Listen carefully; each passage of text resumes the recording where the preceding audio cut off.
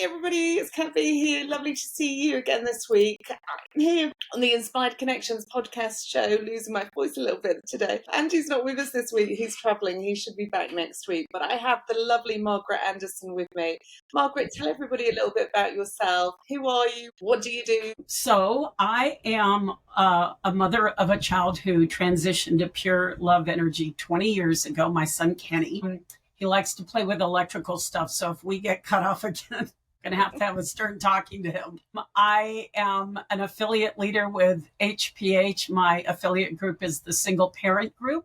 I am an end-of-life doula. I help people transition to pure love energy, counsel them, talk about death and dying and grief. I'm also a David Kessler certified grief educator. So that education comes in handy after people have transitioned. I'm able to talk to them, not even after, but even during, like this might be what grief is going to look like. So let's talk about it.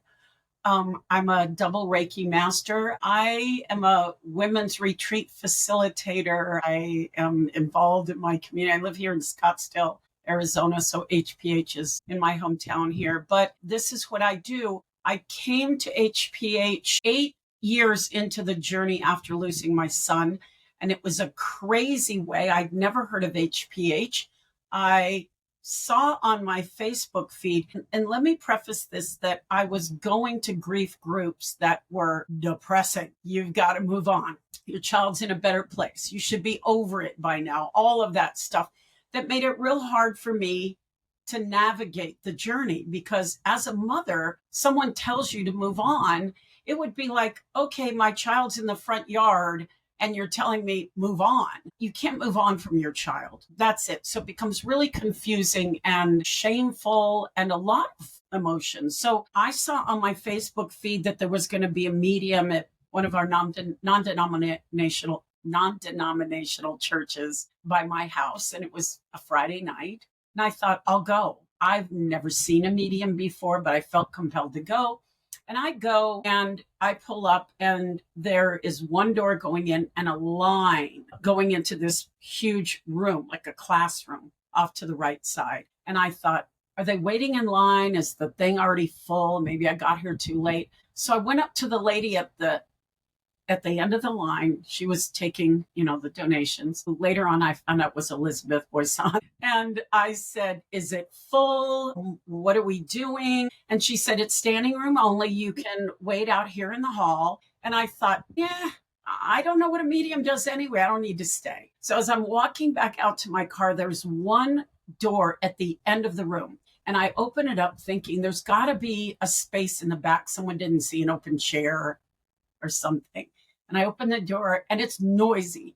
And I hear this, Margaret, keep calling me. And I'm like, who could be here that knows me? Who's calling me? And then I see waving. It's Lisa Wilcoxon, who happens to be the mother of my son's best friend. My son and her son were best friends in school.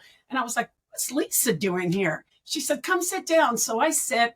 And this is just entertainment. I've never seen a medium. And the medium, by the way, was Suzanne Wilson, starts talking. And, I'd never seen one. She was kind of describing someone she saw. It doesn't click with me because I've never done this. And someone out in the hall said, I think that's my son. And as she's talking, the lady finally says, the one who thought it was her son said, no, that's not my son. And she keeps on going. And then Lisa elbows me and says, Margaret, that's Kenny. And I said, who's Kenny? And then I start listening, and it is Kenny. He's talking to me. And I was so overcome with emotion. And one of the emotions was, where the hell have you been all of these years that I've been in turmoil? Where have you been? Right? Because I thought I would feel him, know him. He'd try to connect with me in some way. For the last 8 years, nothing. But I didn't say it like that. I actually said to Suzanne out loud, where the hell have you been? And everybody's laughing, but I'm like, I'm serious. And he says through Suzanne, my son passed away in Texas. I'm in Arizona. He was in Texas helping my dad with my mom. She was elderly. And he said through Suzanne, I'm helping Grandpa. I will be back. And I was like, okay, well, what was that? So Now I realize this group is helping parents heal. And I start going to they have monthly meetings. It was very small at the time. We had maybe 20 people passing around our kids' first and telling the stories. And I started going every month. And then whenever a medium would come, Kenny would come through. And it got to be a problem. He would come every single time. It's a joke. Everyone talks about how Kenny, once he came, he started coming all the time. I finally had to say, Kenny, give some of the other moms a chance. So my journey with him was feathers. You can kind of see feathers behind me. He started dropping feathers that I wasn't aware of until I came to HPH. I didn't know about signs. And I started recognizing the feathers were everywhere. And they got to be small, then large, then bigger, then owl feathers, then eagle feathers. And it wasn't just finding them. I would walk out my front door and, head to my car, and there'd be one planted in the middle of the front yard. Like, here you go, Mom. Huge feathers. I mean, they were everywhere. And had you noticed beforehand, Margaret? Because I know that for the people listening that might be quite skeptical, they'll be like, did this happen to you before? Nothing. Well, so let me say, it may have been happening. I wasn't recognizing that this was how he was communicating. And let me sidebar this. I work with a lot of moms who are, I haven't got signs. I'm so sad. As my child loved me, on. And I tell them this: your child is learning a new language, just like when they were little babies and then toddlers. They were working so hard for you to understand this baby language. And you were working so hard for them to understand the English language. And there was this language barrier until one day a light bulb goes off and you're like, that's what they're saying. And they're saying, oh, she finally understands me. That's how I feel our kids are. They're constantly trying to find that it's nonverbal ways to communicate with us, but we don't recognize it. And then one day we'll say, okay, everywhere I go, I see a dime. Everywhere I go, I see a hummingbird. That's got to be my child. And your child on the other end is going, oh my God, finally, she understands the language. So with my son, now that I understood the feathers and I saw him, and by the way, every time he left a feather, I'd say, thank you, Kenny. I don't know how hard it is for an energy blob to put a feather in front of me, but I appreciated the effort. So I would always say, thank you, Kenny, every single time. But the feathers started changing to synchronicities. And then he's my boy. I was a single mom. Of course, my boy's going to look out for me. It became weird things where if he was with me, he'd say, Mom, don't forget this or don't forget that. For instance, is this: I can't go outside without sunglasses. And I'm a real bad asthmatic. I have my inhaler with me everywhere. So I'm going down the driveway, heading down the street, one house, two house. I realize I don't have my sunglasses. I can't leave. I back up, come back in the house, go look for my sunglasses. They're on the bedside table right next to my inhaler. I had left my inhaler at home. And I get into critical situations without that inhaler. I didn't realize I'd left it. And at that point, I was like, thank you, Kenny. It could have turned bad. So it went from signs to, I call him my wingman, because, he's an angel and he has wings. He's my wingman. When I opened my heart and my mind to see that this boy is always helping me, always. This portal almost of energy opened up for me to see how often he's helping me, putting people in my path, in my life, putting situations in my life that will help me, opportunities. I know he has a hand in all of that. So it went from signs, okay, now we're speaking the same language, to, okay, now let's work together. Wow. And did you start to communicate with him from that point onwards, Margaret? Did you start to hear? Always, yes, always. It started with the thank yous, and then it got to be, so I'm starting on a new project. I've launched it, and I was really unsure. And I would ask him, I work with the pendulum with him a lot. And I would say, should I do this today? Is this the right person to partner with, or whatever? I would directly ask him, and I would get his input, and we would take whatever the action was from there. So yes, I speak to him all the time. So was that demonstration that day pivot, or was it the meetings, Margaret? Because it's quite, what I like about your story is a lot of people will be listening and they'll say, no, I don't get signs and synchronicities. I get really frustrated. People seem to have these experiences. I don't experience them. But you went for 8 years and I went for 11 when my grandfather died.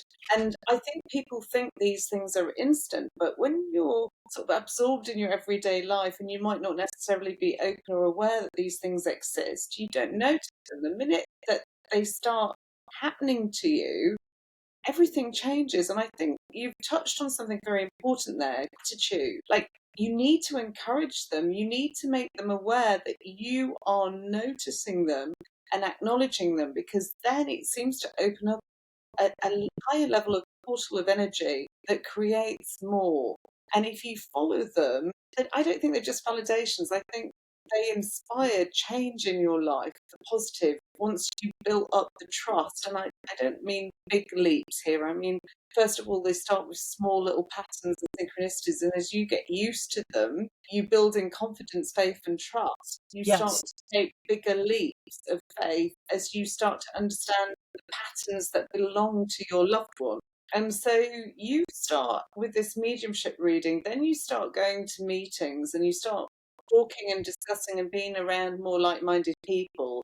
That changes and shifts your energy a little bit, and then suddenly you're getting curious and you're starting to get these signs and giving thanks for them. And these signs start to become more than just signs. They start to become synchronicities that start to direct you, and you start to learn all these healing modalities. And so tell everybody how some of those healing modalities kind of take place, Margaret, and then how did you end up becoming a sport affiliate leader for Helping Parents Heals, and what are the differences when somebody loses somebody and they're on their own and they're a single mum? What are the challenges that are different or inherent in their journeys that make your group so powerful? So I'll talk about HPH first, because one of the things I noticed, because I live here in Arizona, we have a core group of HPH moms, and we get together and talk. And I realized how lonely I felt.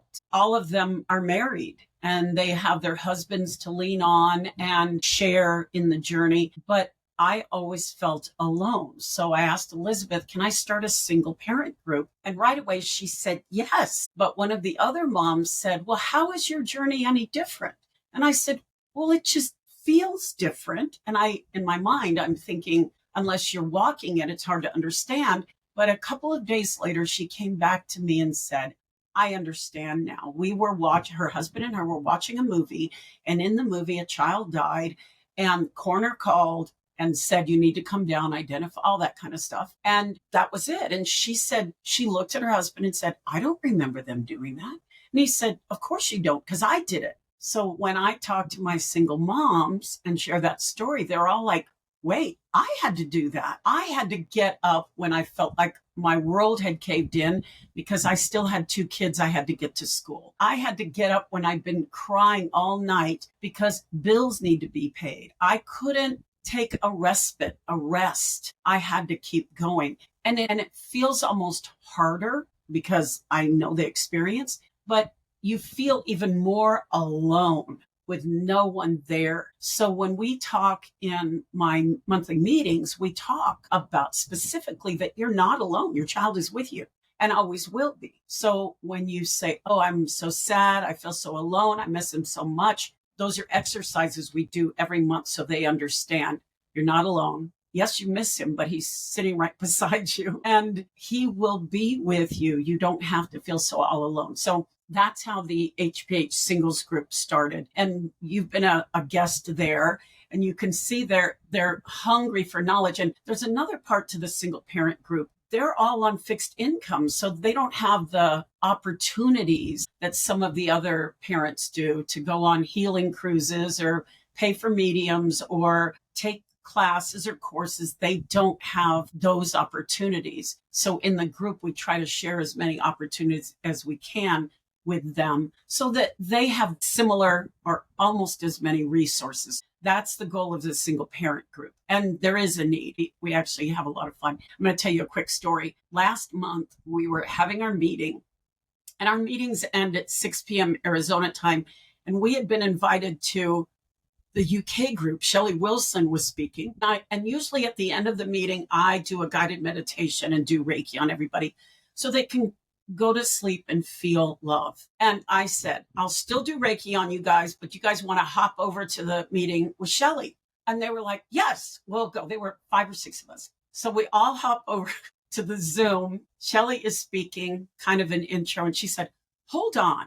I just felt a big group come in. And I was like, oh, so right away, as she's going through the descriptions, 1, 2, 3, 4, 5 hands go up, and it's everyone from the single parent group. She was bringing all of them, and she read for each one, and each one was like, no, that's him. Every single one of the moms that was in the group went over to Shelley's reading, and we were all shocked that the boys followed us. It was all boys. And afterwards, we talked about, we had no idea our boys were in the monthly meetings with us. How do you know that? Until there was evidence when we all went to the after party in Shelley's group, and there they were. It was the most amazing thing. So that was my confirmation to them that your boys are always with you. They followed us. So that's a single parent group. So when I started with HPH, I became, I would advertise that I belong to this group. If anyone knows a parent that's lost a child, reach out to me. So by default, in my community, people would often reach out to me and say, I know a mom, her child completed suicide. She's lost. Can I send her to you? Okay. And I'd meet with them. And this has been going on for years.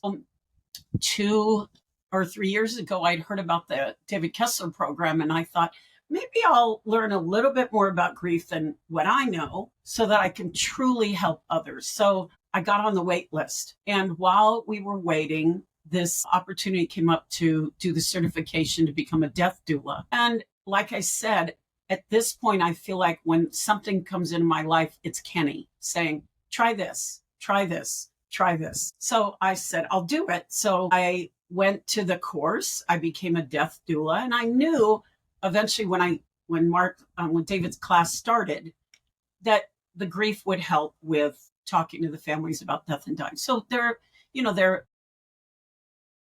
complementary. Explain to us in detail, Margaret, for people who don't know what death doula is. Describe your role as.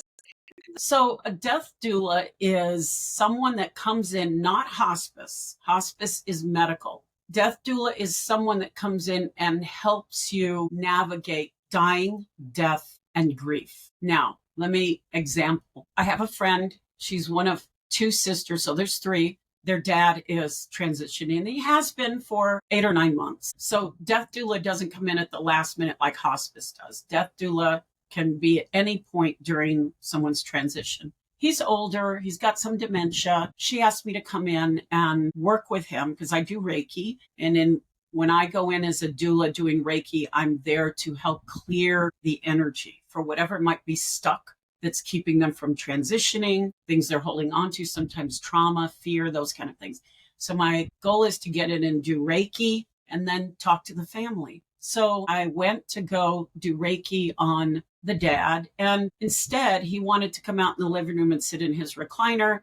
And he was there, but he fell asleep. So I'm talking to the sisters, and we spent 2 hours talking about death and dying and what their fears were and what their beliefs were and what grief was going to look like on the other side. So that I always say this, I want my clients to have a good death. I want them to make that transition as holy as possible. I don't mean holy like holy God, but as complete as possible. And whatever that is. So this family, the dad is Catholic, staunch Catholic. He's in his 80s. We brought a priest in to do a last confession. I've got one of the daughters is taking him to Mass. She's saying the rosary with him. These are things we're doing because he has expressed a fear of not being good enough to go to heaven. So I'm helping her say things to him, make him feel comfortable. They've started saying grace before dinner at night. Every night they're saying the rosary. And she says he actually, even though he's nonverbal for the most part, he's saying the rosary. So these are all things that will help him remember he's loved by God and it'll make it easier for him to make that transition. On the family end, I stress, go ahead. There's a question then, Margaret.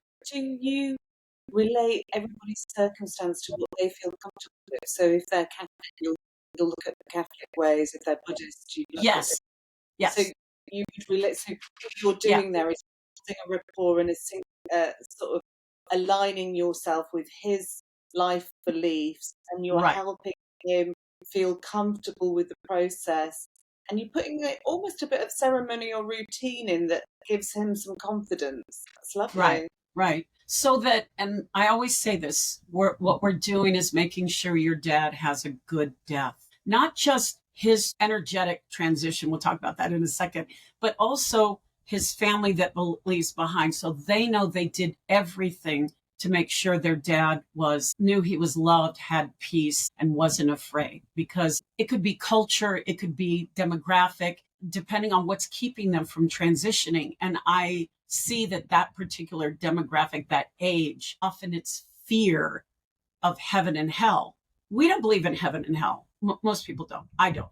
But he's up at that age where he's thinking, maybe when I was younger, we were messing around and we found a frog that we, whatever, did something bad to, and I can't let it go even though I'm 90. That's going to keep me from going to heaven. We want to make sure he knows you are loved forever in such a beautiful way that when you make this transition, of course, you're going to his heaven. That's what he thinks. And you're going to see your loved ones. And you're going to be able to come back and speak with your loved ones that are still here. That's what death doula does. And sometimes if they can participate, we do what's called a legacy project where they participate. They may record messages to each one of their children. We may take pictures, whatever it is, if they can participate. They may talk about memories they have of when the kids were young or whatever, something to leave behind for their children. So legacy project. I think that's really beautiful, Margaret.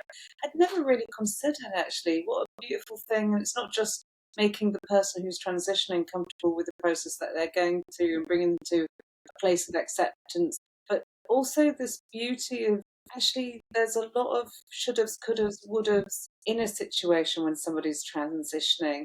So to be able to tie up some of those loose ends and kind of give a sense of completeness that we've done everything that we could, there's a really huge value in that. I love that. Yeah, I believe so too. And in a bigger picture, what I saw with being a death doula was, I know what I went through with my son's transition. It was chaos. I didn't know that I would be able to speak with him. I didn't know what the other side looked like. I was haunted by so many would've, could've, should'ves.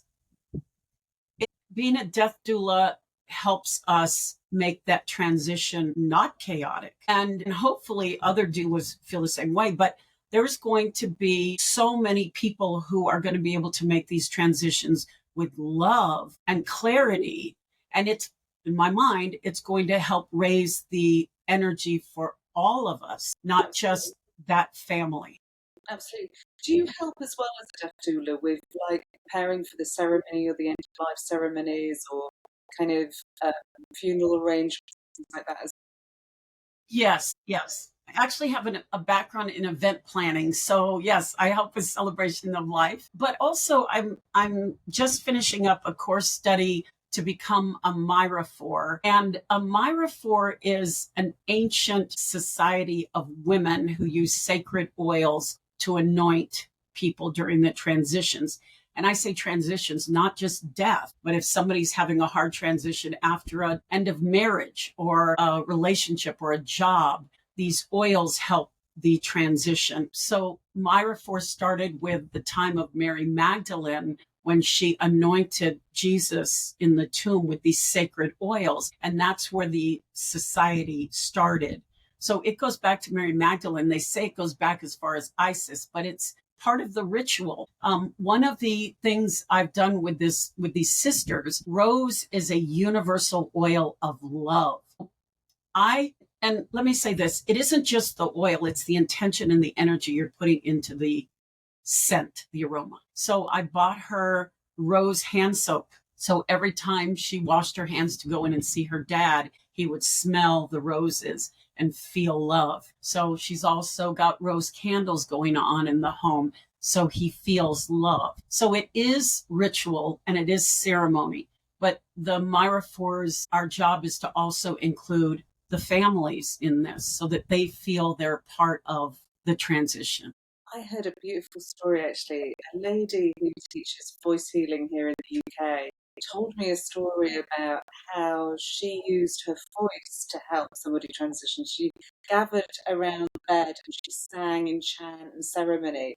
And a lot of what you're saying is about this lovely preparation and ceremony and ritual. And she said that the nurses and the doctors in that hospital, they were just so amazed by the joy and the love that they said they'd never seen such an amazing display of love and happiness prior to somebody leaving. You know, we always associate death as a sad thing. And the idea that we celebrate it or we prepare for it with these lovely rituals and honor that, there's something tremendously beautiful about that as well. It is. And it's almost similar to a birth doula celebrating life, honoring life. And a death doula does the same on the other end, because I believe that love it's quantum physics. It's energy. Love is this powerful energy. Does that energy die when someone dies? The energy just changes form. It's here and then it's here. But the love energy is still there and it always will be. So when you talk to people who talk to their children, they're angels, it's love. It's always about love. There's something else though, this idea that, so for instance, I've done mandala ceremonies where you're looking at the bardo, which is this in-between state that, the Buddhists want to prepare in this lifetime for death and transition, because actually they feel this is the rehearsal. We're going to prepare for this amazing event, and very much like you, they're looking to get the best opportunity out of this transition. And so if somebody's got a lot of fear around them, what I'm hearing and what you're saying is that you're trying to take that away and make sure that they're in a peaceful state of being, their loved ones are in a peaceful state of being. It's almost like when you've got a baby and a baby's born, if the mother's stressed, the baby's stressed. So it's almost like in this situation with death, it's like, if I can bring peace to people before the event, then the transition through the event and beyond it is going to be easier and more comfortable. And because we've had time to come to terms with it and prepare for it, it's a smoother transition in some way. And that in itself leaves a completely different vibrational energy here on the earth plane for those living, as well as those transitions, because they go to a higher plane or a higher level of energy and may transition in a different state of being. I think that's beautiful, Margaret. You hit it on the head. That's exactly, from a big picture, that's exactly why I'm doing it, because every soul that makes that transition is going to transition at a higher vibrational level than sitting here in grief and sadness and pain. And not just that, but the people who are left behind are going to be in a higher vibrational level than in grief and sadness and pain. And when I talk to clients and work with them, I will say there are some oils that can hasten the transition. And there's one in particular that helps to lift trauma out of the body and release it. And sometimes deep trauma will keep people here. Trauma, memories, shame, whatever. So when we use that oil, the transition happens real quickly. And I will have a conversation with the family and ask them, are you ready for the transition to happen? Have you made your peace? Have you said what you need to say? Are you ready for the next step? And they will say, after I've been working with them, they will say, we are ready. But that brings their next step up here instead of down here. So it's not that grief disappears, but it's more manageable or easy to cope with. Wow. I love that. That's amazing, Margaret. Yeah, that's the doula work. And then the Kessler grief educator steps in and I help them. So the grief educator course is about educating. And so many people are left brain, like, grief doesn't make sense to me because everything is so logical. Let me be proactive and make this journey, this grief journey. How do I do that? So the educator program, that's what it does. It teaches you about grief, all the different kinds of grief, what they look like, why you're here, how you can move to the next step.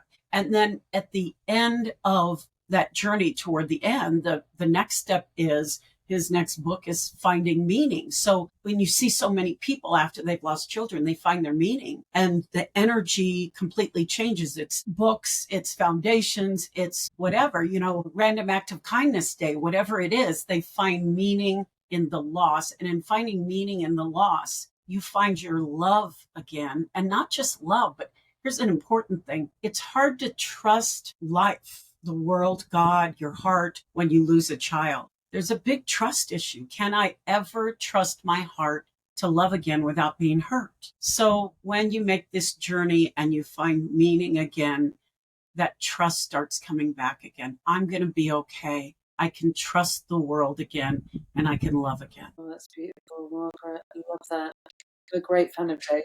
His book, Finding Meaning, is one of my favourite. I find it a very straightforward book. Again, it's that ceremony of honouring the loved one and bringing that, through that honouring their continuation of their presence in your life. I think that's really powerful and can be very supportive to somebody in grief. It's a very, very great book, and I definitely recommend it. Thank you for sharing that. If anybody listening here is a mum going through, first of all, if there's anybody that wants to work with you in terms of deaf doula, do you do online as well as face-to-face? Yes, I do. I do online. Yes. Amazing. How do they find you, Margaret? How do they contact you? I have a website. It's called the monarchgroup.net. I know many of your readers are also on Facebook. You can find me there, either the Monarch Group, or you can find me, Margaret Anderson, and message me. Or they can find you on the Cat B Making Connections page as well. Yes. So you can reach out, which is fabulous. That's amazing. And in terms of if we've got listeners here that are, they're single moms or they're widows going through things on their own, how do they find you, my darling? Just through the same routes? Through the same route. And you mentioned, what are some things they can do? And there's two things that I stress all the time. One is connection, because as a single parent doing it all on your own, and we can include this in someone who's lost a spouse. Your life as a couple is so couple oriented. So when you lose a spouse, you feel like your connection is gone. So one of the most important things I tell people is make sure that you are always connecting. Don't be afraid to connect. Even if you see a painting class at the neighborhood community center and you don't know anyone, it doesn't matter. Go make connections. When you're making connections, making an effort to make connections, and don't beat yourself up if you plan and it doesn't happen. Do it. You're raising your vibrational level. Instead of being stuck down here again, you're raising it. You're also raising, I tell my ladies all the time too, to watch a funny movie. If you're really sad, find a funny movie. Comedy will raise your energy level. That will help you get out of the funk you're in. So connections, comedy, just even getting outside in nature, they're really simple things that they hear all the time, but they don't have a spouse saying, let's go to the gym, let's go for a walk, let's go see a movie. They have to take the initiative to do it. And there's something else that I have found when I tell people that. They'll say, well, what do I say when someone asks me about my child or about my husband? And I tell them, the story of your child is a private one. Special, private, beautiful one. You share it with the people you want to share it with. You don't have to share it with everybody. People don't need to know that, oh, there's Margaret, mother of child loss. They know Margaret as other things. And when I talk about my child, it's with people that I'm close to. I don't have to share the story with everyone.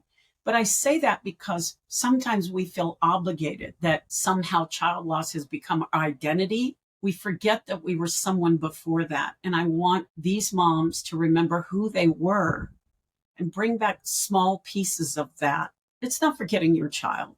You still are a mother of child loss, but you're remembering things that brought you joy and pleasure and happiness. So don't make it all about your child loss story. It will always be there, but that child loss story you share with a few special people. That's really powerful. I guess as well, it brings back a level of confidence and control. Because I know when my mother-in-law was actually here with me today, when we lost my father-in-law a few years ago to cancer. It, I mean, she's gone her whole life, 60 years with this person journeying alongside her. And then, you're in a big house, suddenly you've got to house yourself, you've got to manage the garden, the estate, you've got to be able to motivate yourself. You are cooking and you normally cook for somebody, and now you're cooking for yourself and you don't feel like it. You haven't got the strength. You think, well, what's the point? And finding meaning in life after that relationship is challenging. And I'm pleased to say that in my mother-in-law's instance, she's gone on to build a very lovely life. But it is based on all those things you're saying of forcing herself to join new fitness groups, to take herself out to book clubs, to go for walks in the country, find rambling groups that she can, or hiking groups that she can get involved in, and just reconnecting on this really base level of, I need to make sure I'm bringing nourishment into my life. I need to make sure that I'm feeding myself with things that are going to light me up and help me in this period of solitude and inspire me. And it takes quite a lot of effort as well, especially if you're quite a mature person who's been used to relying on somebody to start traveling again independently. You may have worries about your own health. There's lots of challenges, and every time you take yourself out of your comfort zone and you get a little sense of achievement, then it helps you with the next time that you're going to take yourself out, and suddenly you do make new friends, you get more confidence, and you start to kind of impress, don't you? And it's, it is a powerful thing. Having people around groups is definitely beneficial. People like yourself, Margaret, who can journey alongside somebody, those things are invaluable, absolutely invaluable. I know people that, had it not been for a support group like yours, wouldn't have survived, wouldn't be coping. And they cope because they find like-minded people with the same energy resonance, and they get to debate and discuss things, and they bring new things into your life. I love it. Like when you're talking about aromatherapy oils are so beautiful. They're such a gift, and it's such a simple thing to learn or experience, but they can bring joy or a sense of peace back. And so there's all these lovely little things, and it can be any hobby, can't it? It can be any interest or healing modality.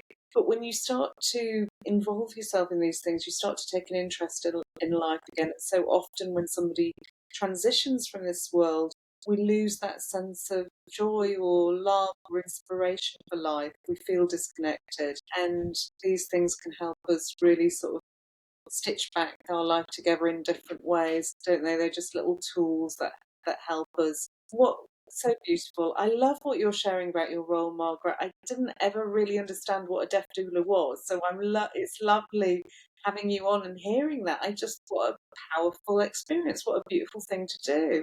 It must bring a lot of compassion to you, does it? I just imagine that you meet a lot of really interesting people and really nice experiences. Do you stay in touch with many of the people afterwards? I do. So before I became a doula, I spent almost 20 years in the air medical industry. I was a flight coordinator, and I would move people from one location to another in a medically equipped jet with a medical crew on board. And I think probably 80% of the transports I did, thousands of them, were people who were going somewhere for end of life. Maybe mom and dad came to Arizona and retired, and dad has had a heart attack or passed on, and now their children want mom to go back to Chicago or whatever. It was so much of handling this end of life transition and working so closely with people who were going through trauma. When I was taking the doula course, I was like, oh my God, I've been doing this for years as almost like a patient advocate. So it was just an extension of being able to help people. I distinctly remember there was a woman, who and her husband went to Mexico for a vacation, and he had had a heart attack and wound up in the hospital. And she called me, I'm in Arizona, and said, I need to get my husband home. She was a wreck, like could barely speak. And she said, he does everything. I don't know what to do. And I said, are you crying in front of him? And she said, yeah. And I said, I need for you to step out in the hall. And she stepped out in the hall. I said, I'm going to give you 10 minutes to cry it out, and then we're going to work. She cried and cried and cried. And I said, now get a piece of paper and a pen, and I'm going to tell you what you need to do on your end. Make sure you contacted the consulate. Make sure you've, all of these things that she is going to need to do so that she felt empowered during this time. And they wound up transporting here to the Mayo in Phoenix. And she called me and she asked me to come meet her for lunch. And she said, I never would have done that. But it was the same type of thing with doula work. I'm empowering not just the person transitioning, but the family member as well. This is your experience. Let's make it. You're removing the fear as well, though, Margaret.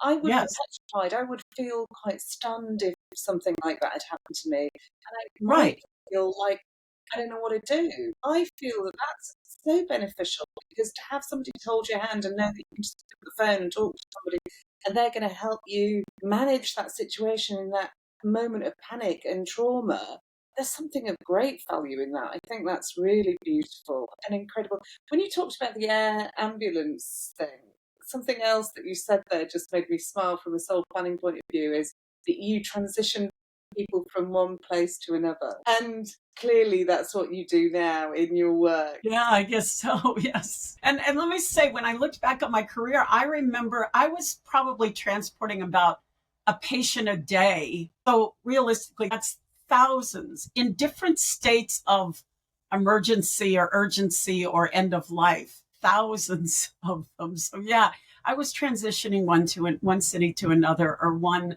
rehab hospital to another, or whatever. Yeah. Yeah, so you're doing the Yeah. same now. It's amazing. It's amazing. Margaret, thank you so much for coming on. You've made it so much clearer to me, and I think that's incredible. I just think it's amazing, and I think to have somebody there in states of panic or emergency, as well as the transition from one period of life to another, is incredible. I just love it. That's amazing. Yeah, I hope that anybody who hears this, if I'm not helping them, maybe they'll look for a death doula. Sometimes they're called soul midwives, but they'll look for help and know that they don't have to do it alone. And even if maybe they can't get help, at least they will understand how to empower themselves during this time, because there's so many people, adult children, taking care of elderly parents right now. Such a burden, so hard, all of those things. And so I hope that they will reach out for help. That's amazing. Thank you so much for coming on. It's always lovely to see you, but it's great to Yes. learn a little bit more about you and keep up the great work. And I look forward to seeing you again soon, Margaret. Thank you. I love you. Love you. Take care. Bye-bye. Bye-bye.